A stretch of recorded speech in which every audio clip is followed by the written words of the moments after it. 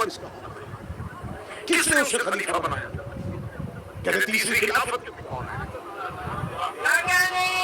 لیکن آپ کے جانے کے بعد جب آیتیں نہیں اترا کریں گے تو کیسے پتا چلے گا کہ منافق کون سا؟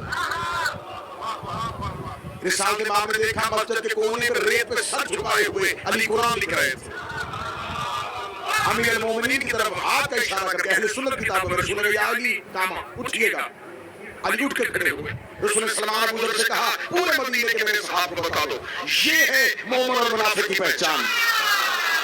نے اپنے ایک صحابی سے کہا تھا کہ جاؤ لشکر شام پہ حملہ کرو. وہ لشکر شام پہ حملہ کرنے کے لیے اپنا ایک دستہ لے کے آگے بڑھا تو انہوں نے دیکھا کہ مال کے اشتر آ رہا ہے. انہوں نے فوراً قرآن نیزوں پہ بلند کر لیا. مال کے اشتر اپنا لشکر لے کے واپس آ گئے. اللہ نے فرمایا مالک حملہ کیوں نہیں کر کے آئے؟ فرمایا مولا حملہ کرنے گیا تھا لیکن انہوں نے قرآن نیزوں پہ اٹھا لیے. قرآن نیزوں پہ اٹھا لیے ہیں. تاریخ کہتی ہے بجلی کسی تیزی سے گھوڑے کی سیٹ پہ آئے. اللہ نے اپنی ذوالفقار کو ہوا میں لہرایا. مالک نے کہا مولا کہاں جا رہے؟ فرمایا عید پر حملہ ہے کہ آپ شاید صحابہ پیغمبر کو نہیں مانتے. ہم صحابہ پیغمبر کو مانتے ہیں لیکن قرآن ہمیں بتا رہا ہے کہ ہر صحابی مومن نہیں تھا.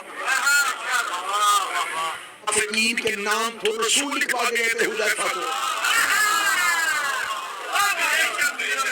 وادی عقبہ 12 منافقین کے نام تو اہل سنت کتابوں میں لکھا ہے. صحیح بخاری میں لکھا ہوا ہے. محدثین نے لکھا ہے کہ رسالہ کے باب میں حضرت حذیفہ یمان کو لکھوا ہے. حذیفہ کے پاس وہ نام موجود تھے اور بہت بڑی شخصیت تھی رسول کے جانے کے بعد. کیونکہ رسول نے کہا تھا حذیفہ منافق کی سب سے بڑی نشانی کیا ہوگی؟ سب سے بڑی نشانی یہ ہوگی نام نہ بتانا. نام بتاؤ گے اسلام یہیں پر رک جائے گا. تبلیغ اسلام کا سلسلہ بند ہو جائے گا. یقین کریں ہم فیملی بیک گراؤنڈ کی وجہ سے نہ کسی کو چھوڑتے نہ مانتے.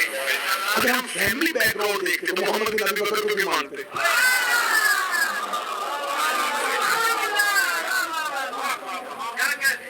شیعہ مرتا مر جاتا ہے لیکن یزید کے لیے اتنا سا بھی نرم گوشہ نہیں رکھتا. اس کے بیٹے نے صرف آگے اپنے باپ کے تخت کو ٹھوکر ماری. ڈاکٹر آئے سامنے ہم نے کردار قبول کر لیا.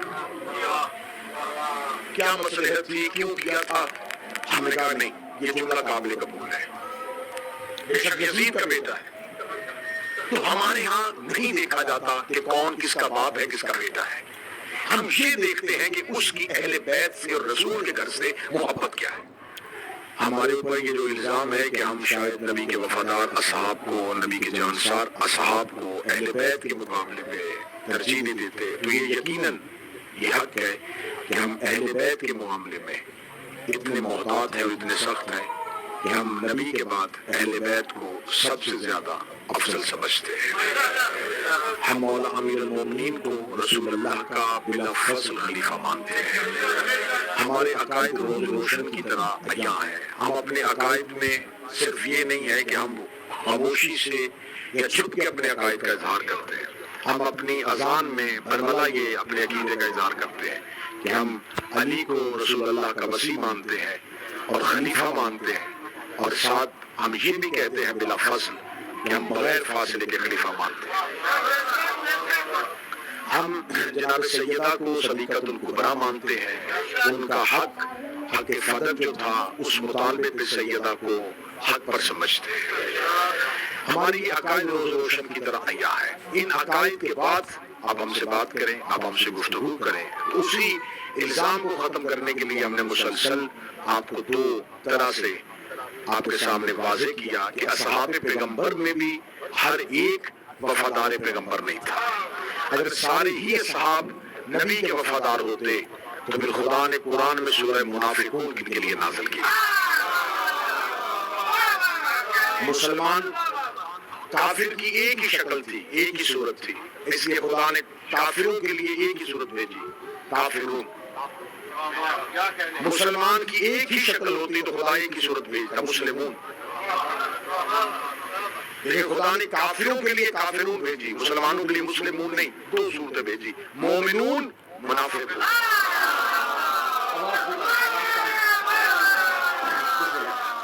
مومنون اور منافقون.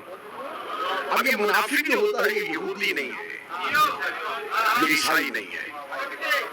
خدا نے مشرکون بھیج دی ہے خدا نے کافرون بھیج دی ہے.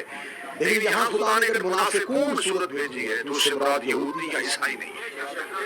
منافق نفاق سے نکلا ہے، نفاق نفق سے نکلا ہے، جس کے اندر کچھ ہو اور وہ ظاہر کچھ کرے، جس کی خدا نے واضح طور پہ یہ علامت بتا دی تھی کہ میرا حبیب ان کے دلوں میں ایمان نہیں ہے، یہ صرف زبان سے لا الہ الا اللہ کہہ رہے ہیں۔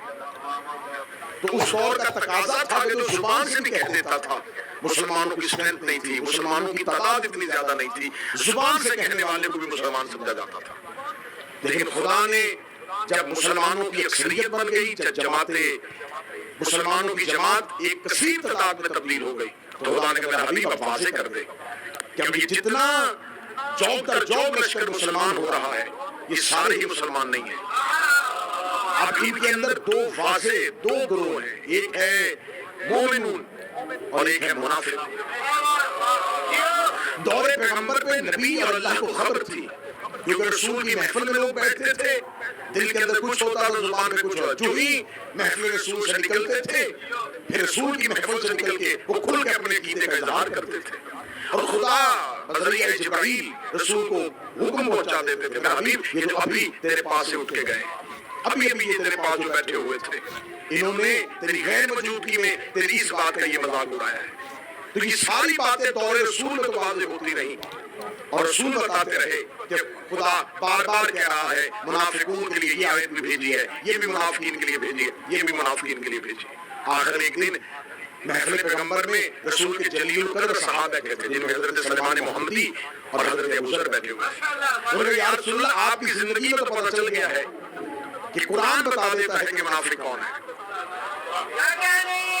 لیکن آپ کے جانے کے بعد جب آیتیں نہیں اترا کریں گے تو کیسے پتا چلے گا کہ منافق کون سا ہے؟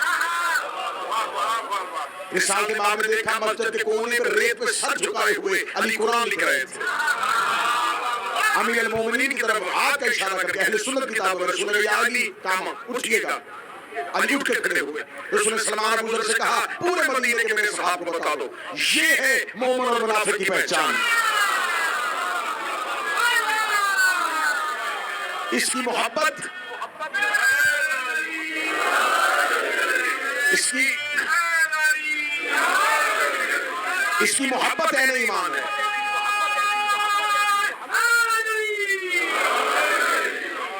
اس کی محبت عین ایمان ہے، اور اس کا بغض منافقت۔ یہ اہل سنت برادران کی جیت احادیث کی کتابوں میں مسلسل یہ حدیث درج ہوئی ہے کہ مومن اور منافق کی پہچان صرف اور صرف محبت امیر المومنین، اور خدا نے مذمت کی ہے کہ اگر منافق دل میں ایمان نہ رکھے تو زبان سے کلمہ پڑھے تو اسے کوئی فائدہ نہیں ہوگا۔ ایک شخص نے محفل رسول میں آ کے کہا پوچھا تھا یا رسول اللہ نیکیاں کیا ہیں اور گناہ کیا ہیں، سیئات کیا ہیں اور حسنات کیا ہیں؟ اس نے کہا کہ رسول بتائیں گے نماز نیکی ہے، جھوٹ گناہ ہے، روزہ نیکی ہے، چوری گناہ ہے، زکوٰۃ نیکی ہے، زنا گناہ ہے۔ رسول مجھے نیکیاں گنوائیں گے اور گناہ گنوائیں گے۔ یا رسول اللہ نیکیاں کیا ہیں اور گناہ کیا ہیں؟ اور اس نے فوراً کاغذ قلم نکالا کہ اب رسول نیکیاں بھی لکھوائیں گے اور گناہ بھی لکھوائیں گے۔ سنی کتابوں میں، حدیث کی کتابوں میں ہے، رسول نے فرمایا حب علی سے بڑی نیکی کوئی نہیں، بغض علی سے بڑا گناہ کوئی نہیں۔ حب علی سے بڑی نیکی کوئی نہیں ہے۔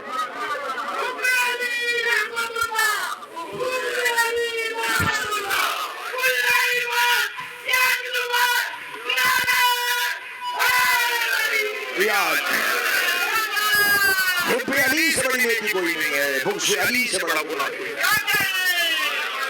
اگر دل میں علی کی محبت نہ ہو، دل میں علی کی دشمنی ایک رائی کے دانے کے برابر ہے،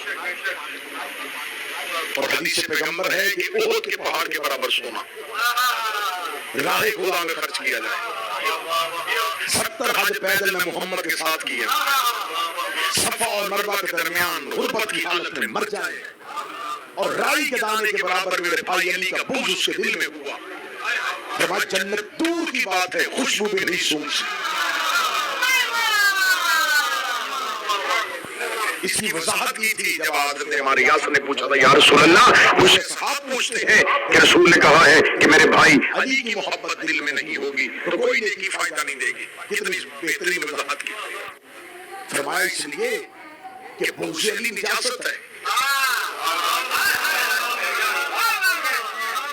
ایک برتن میں نجاست کا ایک قطرہ ڈال دیا جائے، پھر اس کے بعد جو بھی چیز پاک ڈال لیں گے وہ خود بخود نجس ہو جائے گی. میں سمجھا تھا شاید اس کے بعد مجھے سمجھانے کی ضرورت نہیں پڑے گی. نجاست کا ایک قطرہ ڈال دیا جائے، پاک چیز بھی ڈال دو تو نجس ہو جائے گی. بغض علی ہے نجاست. دل میں رکھ کے نماز بھی پڑھو، روزہ بھی رکھو، زکوٰۃ بھی دو، تلاوت بھی کرو. جنگ صفین میں جب مولا امیر المومنین نے اپنے صحابی سے کہا تھا کہ جاؤ لشکر شام پہ حملہ کرو، لشکر شام پہ حملہ کرنے کے لیے اپنا ایک دستہ لے کے آگے بڑھا تو انہوں نے دیکھا کہ مال کیسر آ رہا ہے. انہوں نے فوراً قرآن نیزوں پہ بلند کر لیا، مال کیسر اپنا لشکر لے کے واپس آ گئے. علی نے فرمایا مالک حملہ کیوں نہیں کر کے آئے؟ فرمایا مولا حملہ کرنے گیا تھا لیکن انہوں نے قرآن نیزوں پہ اٹھا لیے، قرآن نیزوں پہ اٹھا لیے ہیں. تاریخ کہتی ہے بجلی کسی تیزی سے گھوڑے کی زین پہ آئے. علی نے اپنی ذوالفقار کو ہوا میں لہرایا. مالک نے کہا مولا کہاں جا رہے؟ فرمایا عید پر حملہ کرنے کے لیے. اس کا مولا حملہ تو میں بھی کر سکتا تھا لیکن مولا میں تو قرآن دے کے واپس آ گیا. علی یہ بھاگتے گھوڑے کی زین کا مالک قرآن ان کے حلقوں میں اٹکا ہوا ہے، قرآن ان کی گردنوں میں پھنسا ہوا ہے. اس کا مولا ایسے بھی قاری ہوتے ہیں کہ قرآن پڑھے اور قرآن حلق میں رک جائے. فرمایا تو نے نبی سے نہیں سنا القرآن مع علی وعلی مع القرآن؟